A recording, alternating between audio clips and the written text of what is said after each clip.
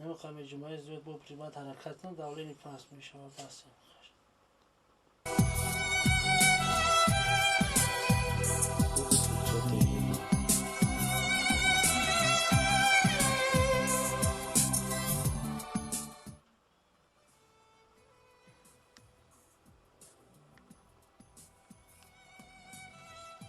نمیخوام جمعه زود با پریمات حرکت کنم دولینی پاس میشه و بس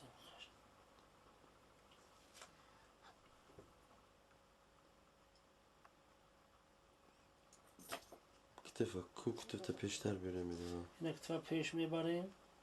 این قفا بردنش استونه بولا آوردن سوزه این پایین کم بردنش میشه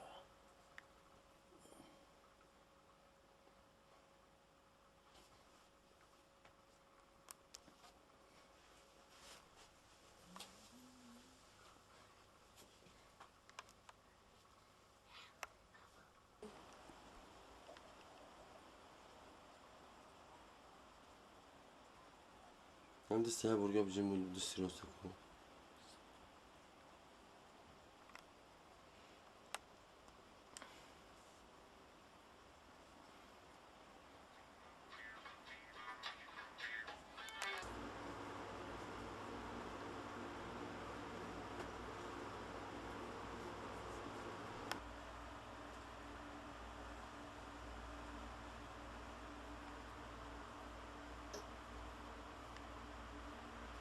چطور کتکه چی کنم